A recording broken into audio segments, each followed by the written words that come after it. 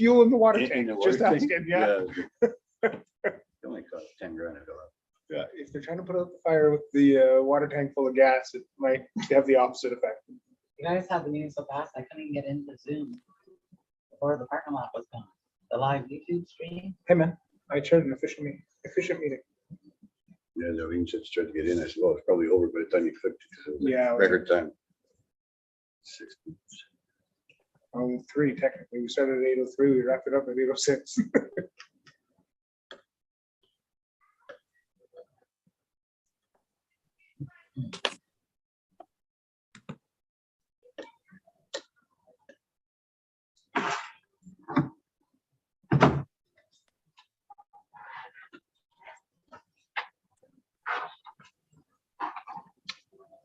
Andre, can you switch to gallery mode for me? Yep. I have to wait till there's 2 people. I think isn't Jane in? She's coming in. It will only allow you to do that when there's When more there's than 2. one. Yeah. Out there. Commissioner, no, Pardon? not that off. Oh, Yes, please.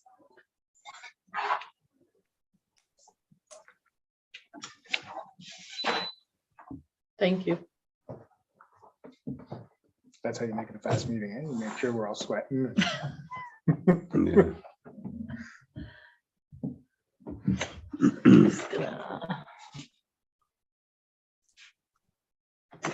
see Eric a bit better in the corner.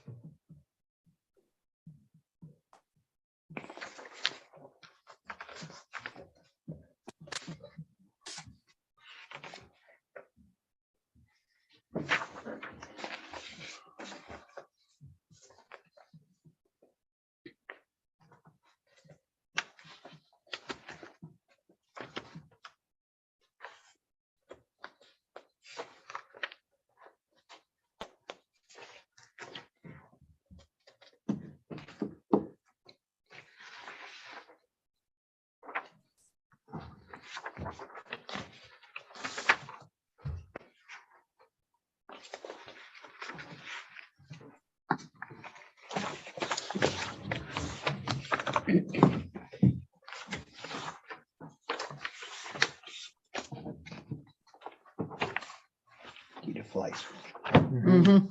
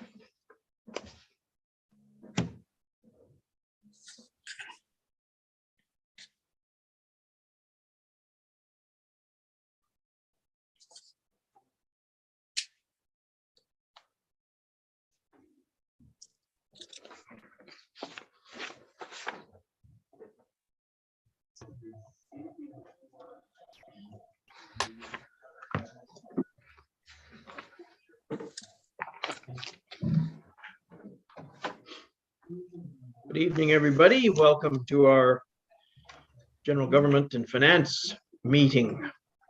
It, for our viewers at home, commonly referred to as our budget meeting, in that we use a committee format to review our budget so that we have more open dialogue and freedom to have conversation.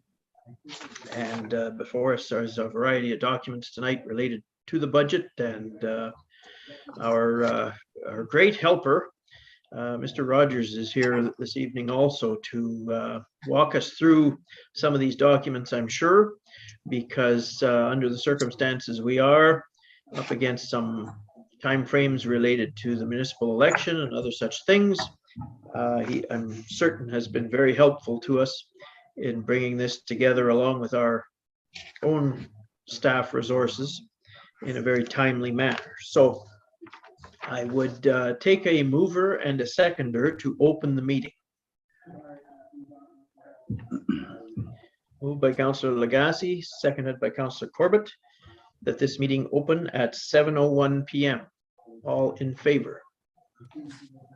Carried. Any declarations of pecuniary interest?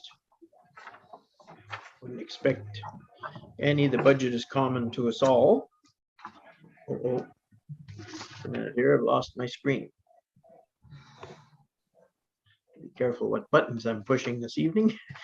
All right, so our agenda items, obviously 3.1 is the crux of the meeting, review of the 2022 operating budget. I would hand the conversation over to whoever wants to lead here related to dialogue related to this. I'm assuming it would be you, Mr. Rogers. If there are no other comments, I will certainly kick it off for you. First of all, your budget was prepared primarily by staff with some assistance from myself. I prepared the format of the documents you're seeing, and it's basically the same format that has been presented to council the last 3 or 4 years at least. I was working on it with Mr. Walker up until the end of June, and it was 90% complete, and I'm still waiting for some more information. Certainly a lot of thanks goes to your deputy clerk treasurer. She jumped in and helped me put together the remaining information that was missing. And between her and the staff were very helpful in reducing the budget from the initial budget that had been prepared. The budget that was finalized for the first time would have represented an increase in the tax levy of about 10.3%. We knew it was going to be a tough year budget, but I think we all felt that that was not acceptable, and we needed to go back and have a look at as much as we could to reduce it. With a lot of help from Andre and Anne in particular, we were able to get cuts totaling over $100,000 to what is already a difficult budget, to bring it down to the budget that is being presented tonight. So I'm going from the summary, which is the first page, the 2022 operating budget, and just make some general comments about it. And then there was, instead of going through the whole document with all the detail from the departments, the intent was to open it up for questions, and either myself or one of the staff can hopefully answer the questions that you have. If you look at the summary, revenues are down, and that's part of the problem. If you look at the total revenues, they're down by over almost $74,000 from last year's budget. The biggest culprit are some of the grants that were received prior years were no longer available. One is that in prior years there were COVID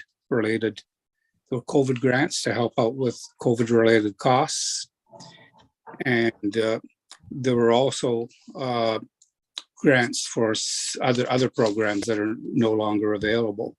So certainly that makes it very difficult to offset those particular items. If you look at the departmental expenses, the, I guess if you look at the bottom line, total departmental expenses, they are up by, in total for all the departments by $57,581, which is only 1.7%.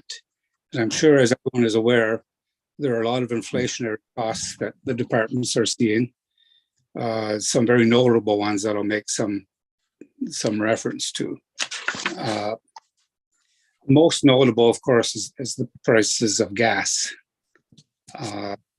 I looked at an analysis myself, and I know Anne did the same thing for her budget. And on average, first of all, from budget to budget, the total budget was, in the initial budget, was up by about almost $170,000. And that was calculated using last year's average rates by month compared to this year's average rates by month. And on average, gas prices from the same month in the previous year were up by between 40 and 60%. It's a big hit on your budget, in particular public works. We saw that gas prices were starting to settle down and drop a little bit. And we were comfortable with reducing that budget by $50,000. But it's still an increase of $135,000 from last year's gas budget. Most of that we've already seen the impact of in the first 6 months. So that puts a lot of pressure on the rest of the budget. One of the other big items that is a new item, well, first of all, look at, so departmental impacted by inflationary and also issues with the supply chain, of course. A lot of budgets are going to be under pressure because of those price increases. You will, if you look at some of the detailed budgets, you'll see they are not up a lot. There were some budgets that were cut last year, primarily for training, conferences, travel, because there was no travel or conferences last year. So those budgets were cut, and some of those monies have been put back in the budget to the pre-2021 levels. So they've impacted this year's budget somewhat. The levies and requisitions are areas, of course, where you have no control over. They are levied by Impact, the Conservation Authority, the Health Unit, Castle Home. You have no control over them other than, through your participation on those boards. In total, they are up not too badly. The biggest one is the DSAB, which is up 4.2%. You'll see a new item in there, and that's the Castle Home Capital Levy Reserve. Back in November or December, I think I made a presentation to council to explain some of the major debt service impacts that could come up this year. One has been finalized, and that is the Castle Home project, which your council and the other councils in the area have approved. It's not going to impact you. They're not going to levy for this year. The levy will start coming when the project is finalized and when Castle Home issues the debt. And you, as one of the member municipalities, will have to start paying your share of that debt. That's expected to be about $125,000 a year for, I think it's 25 years. A big impact if it's levied in 1 year. What I presented to council back late last year was an option that I'm recommending, and that's to start putting some money aside. This year, it's $30,000, and increase that each year for the next 4 or 5 years, so that by the time you have to start paying that debt, there'll be no big impact on your budget. The feeling was the councils that, have had to deal with it over the last several years and have finalized it and approved it, have to start putting money away for it. So that's the $30,000, about a 1% impact on the tax levy. So if you look at the expenditures, the total expenditures, levies and requisitions are up 3.2%. Revenues are down 6.5%. The balance to be levied to balance the budget is $3,162,253. That's the amount that has to be levied to the taxpayers. And it's up just over $203,000, a 6.9% increase in the tax levy. Now, that doesn't mean all the taxpayers have to see an increase of 6.9%. You are fortunate enough in Bonfield to have some growth in the municipality. I was able to gather the increase in your assessment base. Your total taxable assessment is up by just over $3.7 million. That generates new taxes of almost $38,000. So that the actual tax rate increase, municipal tax rate increase for existing properties is 1.3% less, or 5.6%. The other thing that's helping out the taxpayers' bottom line is the education rates, which are set by the province for residential taxes, will remain the same as last year. So for that part of their tax bill, there will be no increase. If you take that into account, most municipalities will see an increase in total municipal plus education taxes of 4.8%.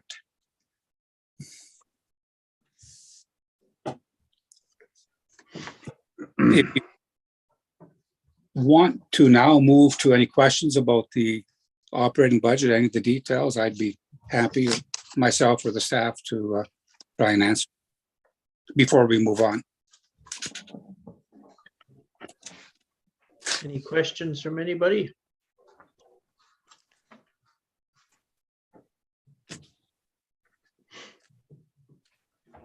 It's laid out in a nice, straightforward manner and very well explained. Thank you. Now, I've also included We have a question. Councillor Legacy? I couldn't pass up a meeting without asking a question. We had an audit from Dean DeCare, and he gave us a summary at the beginning of the year.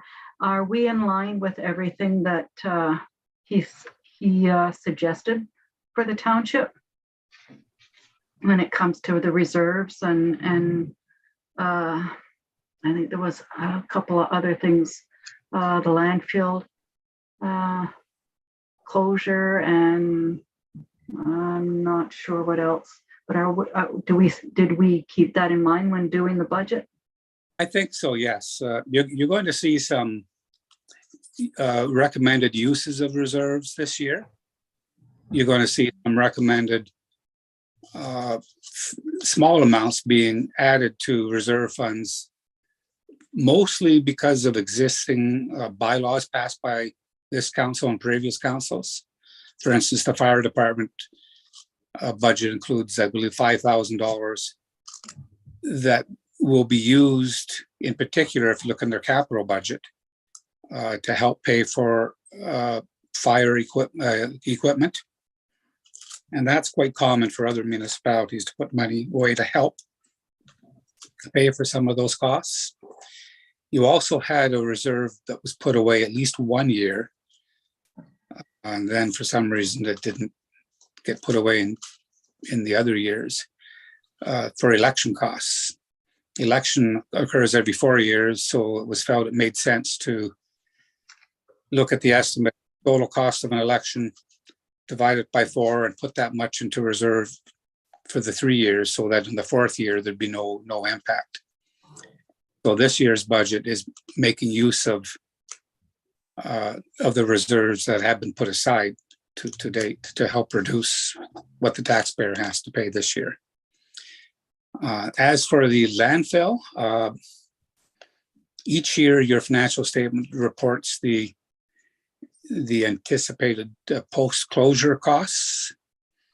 There is a contribution to reserve this year for the landfill of $10,000. And again, I think that has been established by a bylaw in the past. So as far as I'm concerned, yes, they were all taken into account. Thank you. Thank you, Brian. Well, I think that this will make Dean DeCare happy when he reviews our budget in the spring. Time will tell, but I'd like to thank you, Brian, and staff for doing this budget and for us to consider. And I love the format. I really do. It's easy to follow. Thank you very much. Thank you. Matt Clary. Any other questions related to this part? And I know there's more dialogue coming related to how it impacts taxpayers and other things. Okay, well, whenever a question pops up, just wave your hand there and we'll entertain it. So, okay, we'll move on to the next phase. I guess the next one I want to make just some brief comments on is the one that's the page that's entitled Tax Rate Calculation. I'm not going to go in this in a lot of detail. It can look quite complicated. Briefly touch on how the tax rates are calculated. So if you found that page, at the top of it, you'll see the total expenditures, total revenues. The difference is the tax levy.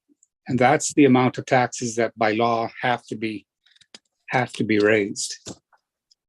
Then you'll see the column which shows the current value assessment last year and this year. And that's in the bottom line you'll see, and it's broken down by the different assessment classes. In your case, the largest majority of your assessment role is residential assessment. But you can see where there are increases in the bottom line, and that was the amount I said that is helping reduce the impact on the rest of the taxpayers. And as long as you have some growth, as you have had for the last number of years, it does help the bottom line for the existing taxpayers. Tax ratios are, I'm not recommending any changes to them. They haven't changed for a number of years. Any changes that you could make would shift the impact of the tax levy to the residential class. And that's not something I recommend at this point. You could reduce some of the commercial and industrial tax ratios, which would reduce their tax rates, but the residential tax is the residential taxpayer is the one who would make up the difference. What will happen is when there is finally another reassessment, so the reassessment has been delayed for 3 years now by the province. But when there is a reassessment and every property gets reassessed, that's when the council of that particular year should look at tax ratios.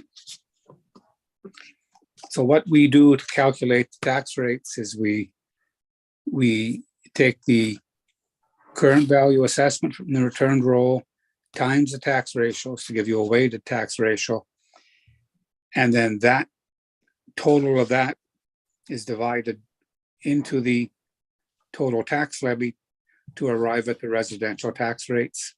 And the other tax rates are just then calculated using the tax ratios. As I indicated, the total tax, you can see the education tax rates in the second from last column to the right. They are the same rates as last year. So the total tax rate this year for residential taxpayers, and it will be the same for all residential taxpayers, is up by that 4.8%. That doesn't mean every taxpayer sees the same dollar increase. Some properties obviously have much higher assessment. They will still see the same 4.8 increase unless their assessment has gone up. Like for instance, if they put an addition on their house and assessment was added, then their taxes would go up. But for the most part, when we look at the next page, the reason why some total tax bills are up more than others is because their total assessment is higher.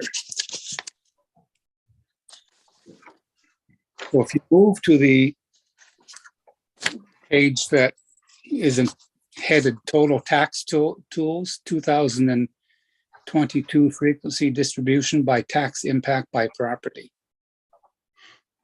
If you turn to that page, it's the page that shows the dollar increase classified by the amount of the increase. This is a document that comes off of the provincial programs that help municipalities in doing their tax policy.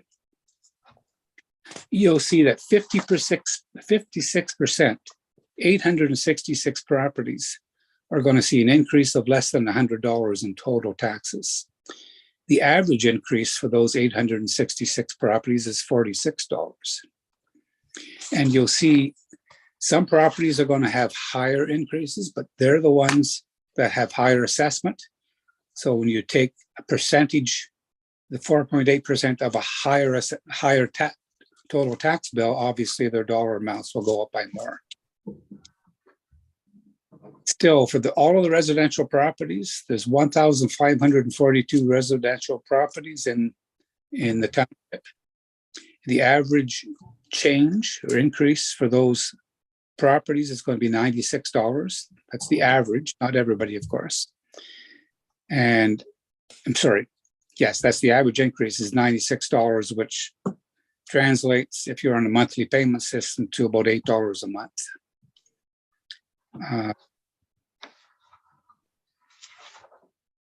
I guess that's the summary of the operating budget. Again, some of it can be complicated. If you have questions, I will do my best to answer them.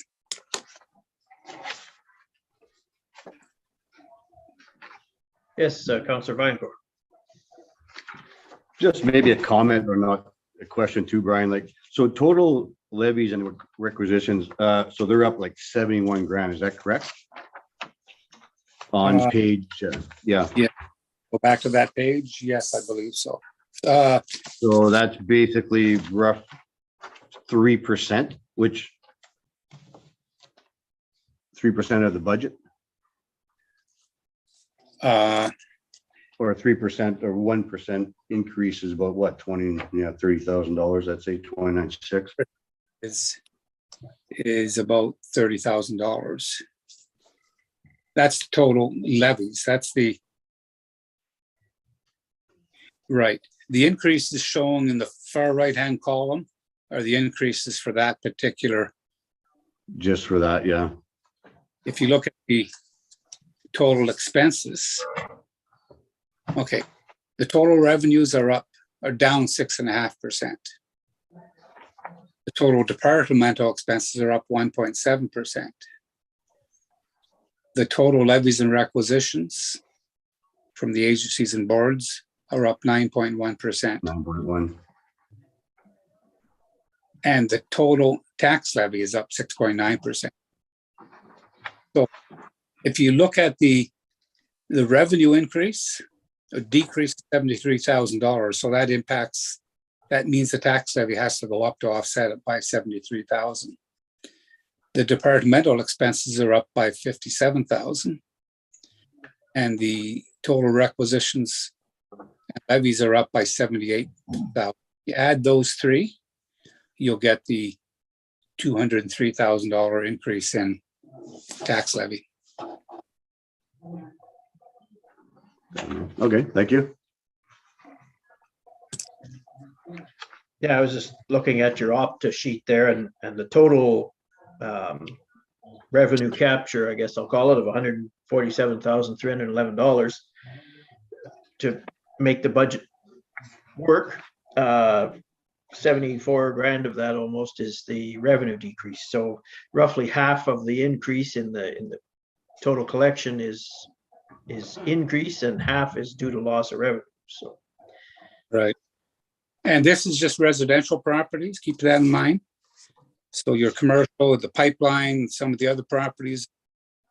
If you look at the total there, the 147,000, the tax levy is up 203,000. So commercial, pipeline, farmlands, all of those other classes make up the additional $50 in the increase. So and that $30-some thousand of natural assessment growth too. yeah, that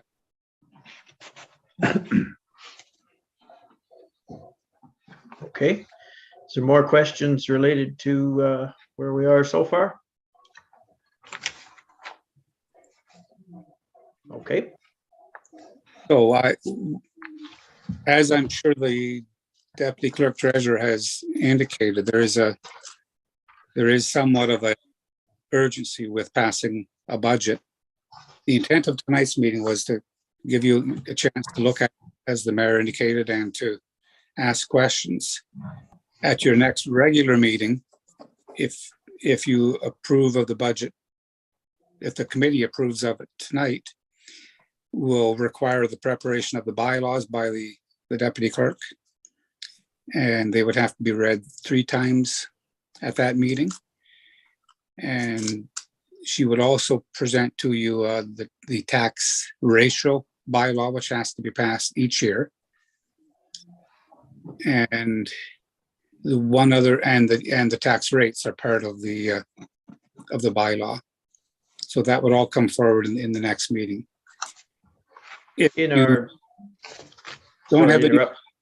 if you don't have any other questions, there's one other area I'd like to talk to you about as well. So Okay, just for your benefit, Mr. Rogers, in our package this evening, there's a pre-prepared motion to accept the operating budget as presented, if council's willing to entertain that, or committee, I guess we're in now, is willing to entertain that at this point in the meeting. That'll move us forward on that section as he just outlined. At our next council meeting, the bylaws and so forth will come forward related to it. So unless there's questions or changes to the budget as presented, the operating budget, I would take a mover and a seconder for that motion.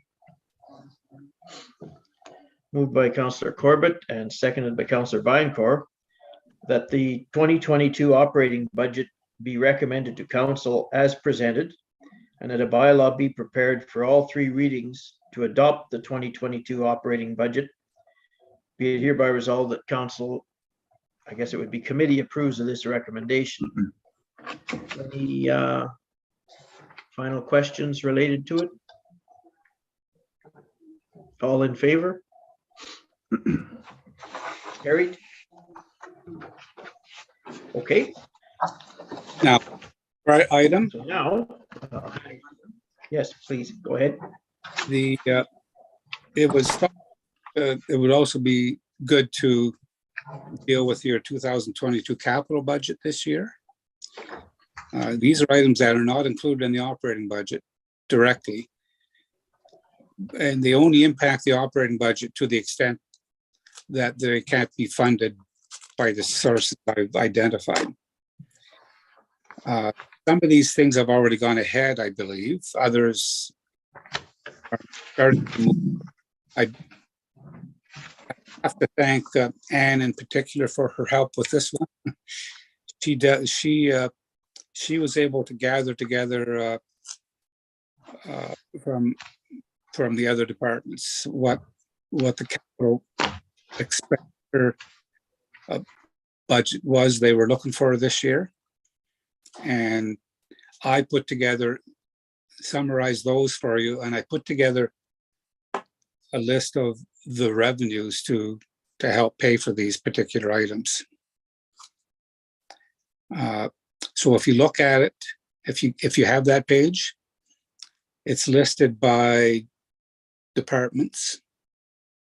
You'll see several items on there. You probably recognize a number of them. Some of them you may not be aware of, but Anne is there. I believe that she can answer any particular questions about them.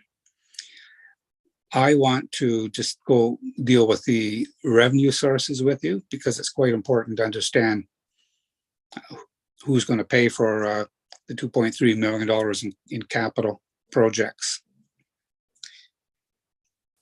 The first one is the pay-as-you-go levy. That's the amount that has been in your operating budget for several years now.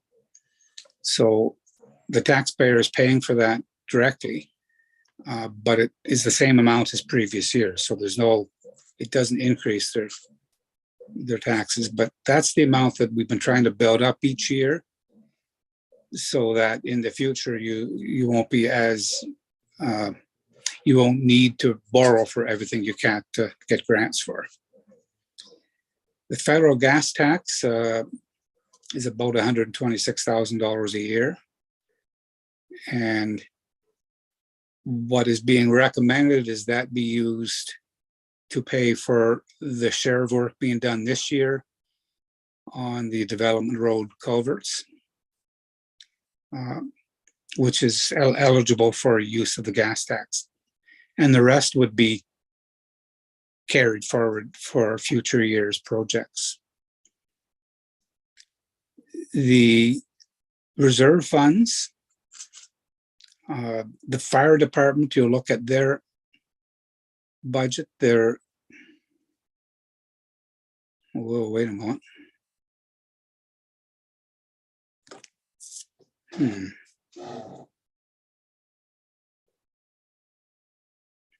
Something doesn't look right there.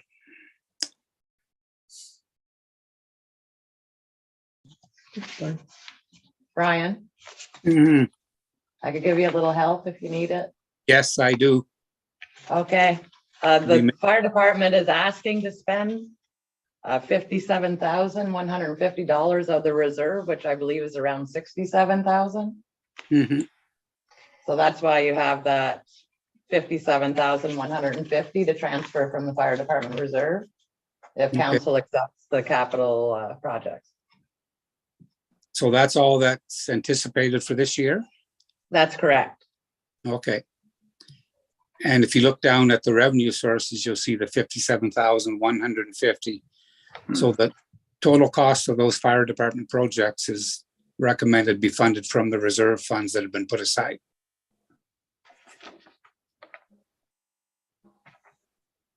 There is a major project going ahead that has been going ahead, and that's the waterfront development.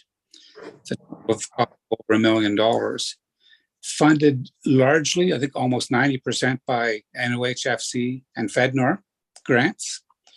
The municipal share is just under $100,000. And I'm recommending that part of that be offset by the reserve fund that's been put aside for the in lieu of parkland requirement that's been put aside each year. It seems to be it is a park, basically parkland that's being developed, so it made sense to use some of that. The municipality is receiving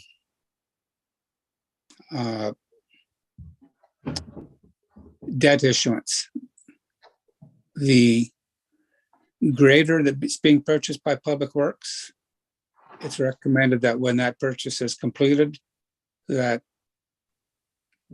the municipality enter into a long-term debt agreement to pay for that and pay for that over the next number of years. The city, the municipality is receiving an OCIF grant of $118,000 for this year. $50,000 of that is used to help offset costs in the Public Works budget. The balance will be used to offset the Public Works and other department capital budgets. So it's recommended that all of it be used this year and it be allocated $68,000 towards the projects above that aren't funded otherwise. There was a grant for the rink curtains of $123,000, which is a project that was fully funded by this particular grant. And as I indicated, the waterfront development, 45% of the costs, $495,000, is being funded with grants from NOHFC, the same amount from FedNor, and the balance is coming from the taxpayer. There is an FCM grant for $50,000, which is being used to offset, which one was it? The software, AMP, the asset management plan software, is $62,000 cost, is being funded primarily from the FCM grant. If there are any particular questions about the expenditure being proposed, Anne is the one to answer those questions. Not me. I just helped out to take the burden from Andre because she was so busy trying to get the operating budget together. So that's why I kind of fell into the capital budget planning.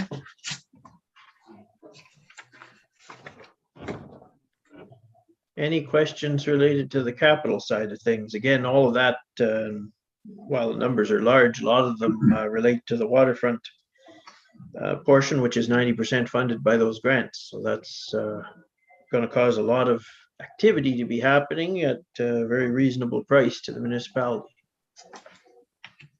Yes, Councillor Corbett. I know that we have significant investment happening in Development Road. Do we see that reflected in here? I knew that question would come up. Right now, asphalt is about, I just talked to Antoine, our engineer, this evening. It has risen from about $160 a ton to $240 a ton. We still have to finish that underwork, and the discussion with council when we first discussed having Development Road resurfaced, that it's always wise to get that work done, let it settle, and we could do that next year. It's recommended from Public Works Manager me that I feel that we're almost into the winter season coming again. We've maintained that surface, and perhaps council would prefer to entertain the resurfacing when we could maybe let the market settle or see if there's a change. And if there is no change, we're only waiting those few months to get through winter and to be able to reapproach that project resurfacing. However, that is a decision of council. Follow up, Your Worship. Pardon? Follow up, if I may. Yes, go ahead. So the underlayment work that needs to happen is continuing this year, Yes. and it's reflected in this budget. I know that we had a revenue source that former CAO Johnson was always talking to us about, some pressures of getting it out the door at a certain time. Are we in compliance with all of those timelines? Currently, yes. We have some in-water work that we have to complete due to conservation limitations. That should be completed, and then all the dig outs where there's trouble spots in the road. The engineer and I spoke tonight about using some recycled asphalt material to cover those areas that would be bare gravel for winter, and then approach the resurfacing project in the spring. Great. Thank you. The money that Councillor Corbett spoke to there, that CAO Johnston used to remind us of, is the gas tax money that you have to spend a certain portion after an anniversary date, or else you're not in compliance with receiving the grant. But correct me if I'm wrong, the subsurface work that we're doing and other things, and bringing that, just looking for the exact amount here, but bringing the amount forward of 230,000 in the capital budget, that's going to keep us in compliance with that target. Yes, so the target, I believe that we had to spend 126 this Correct. year to stay in compliance. We're like at 180. When we finish the relining this spring or this summer with that project, we've already spent 65,000. Okay, I guess the good news of that is there's 689,000 there, and we're using 230 of it, so that the next council in the next term is going to have approximately $500,000 head start on the surfacing of Development Road, because it was the desire of council to tap into every dollar of that gas tax money for that project, lessening the amount that would need to be borrowed. So there's already $500,000 there, but as the manager explained, the cost of everything right now is ridiculous. It is, and it's unfortunate, and it's kind of disappointing. Really, it is. It's beyond our control.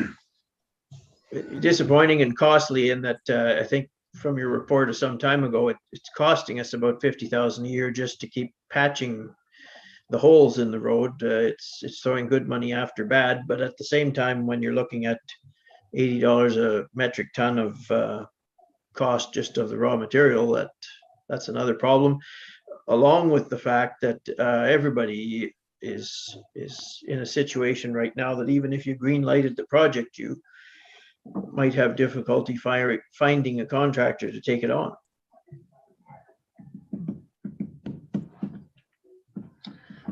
Yeah, For sure. I got a question. Yes, Councillor Vinecourt. Just a question on the new accounting software, and for 200 grand, is that like, or what's it include? Like, I mean, for $200,000 of the replacement. It's better for Andre to answer this question. I'm just like, Or, wow, it seems yeah. to be like quite a So- substantial amount of. Our Baker software that we've been using for a number of years will no longer have any support as the end of December. Therefore, we need a new accounting software, which would be taxes, payroll, general government, all of those. And so Brian, Mr. Walker had started investigating the simplest software. There's so many out there, but something that would be appropriate for us and what we need. And he was looking at about $200,000. So unfortunately, we were supposed to move on this in the spring to be ready for the end of December. And there was some delays in there. So as soon as this is approved, I will reach out to the company that we were actually looking at and see if we can rush things and get this in place before the end of December. Okay, do we know what other townships are using, like around us, basically the same? Most of them that we reached out to that were using the Baker system have all gone with Town Suite.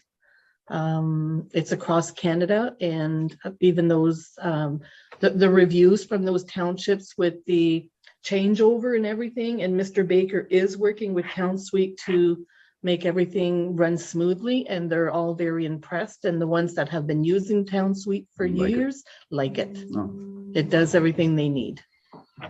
all right, thanks.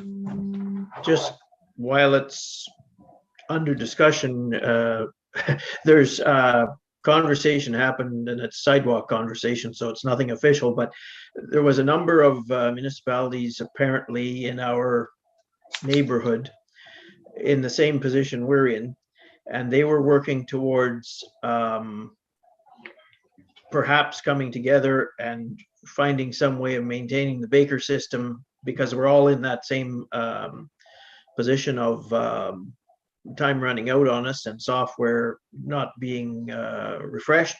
So I don't know where that sits, because I heard that a month ago. So the Town Suite thing is news to me, but there was dialogue about one municipality taking the lead and buying the rights to Baker and keeping it alive a little bit longer while everybody migrated to something else. So I'd have to get you more information on that, but that's what I had heard. But yes, none of them are cheap. And from what I heard at a meeting of the, what do we call that? The where all the mayors and CAOs get together anyway. There's an annual fee with some of these too, a software fee.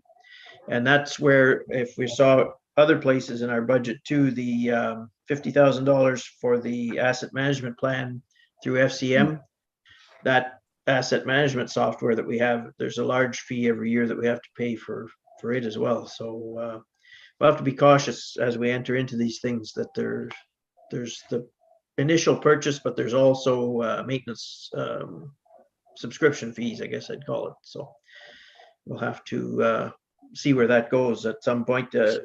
Approving the capital budget is fine, but when we go to choose what one we're entering into, certainly council should be involved, I think, because there's a variety of choices out there. None of them are cheap.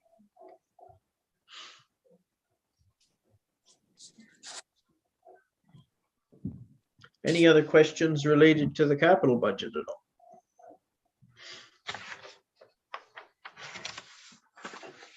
Okay. As luck would have it, there's also a motion in our package related to that.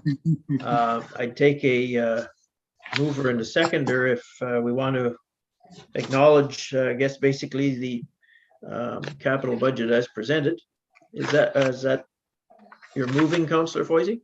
Yeah. Okay, moved by Councillor Foisey and seconded by Councillor Corbett, that the 2022 capital expenditures budget be recommended to council as presented and as per attached.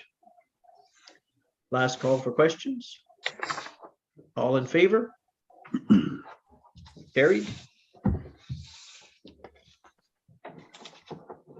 That looks like it brings us to the conclusion of our meeting, unless there's any other questions related to budget or capital budget or anything else while we have all parties here and on the subject.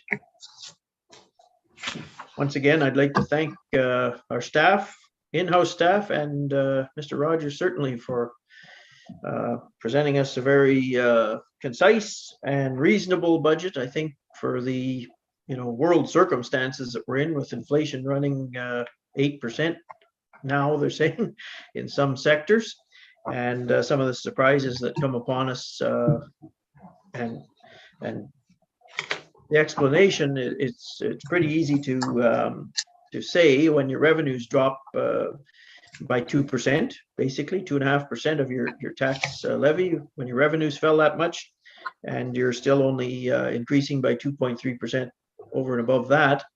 I think we've done something pretty good here to maintain the increase to that level. So on that note, with thanks again to everybody, I would take a mover and a seconder to adjourn this meeting. Moved by Councillor Lagasse, seconded by Councillor Vinecourt, that this special General Government and Finance Committee budget meeting be adjourned at 7:50 p.m. All in favor? Carried, and thank you. Thanks, Brian. Thank Good you, job. Brian. Thanks, Thank everyone. you, everyone. Thank you. Bye-bye. And Good job. thank you.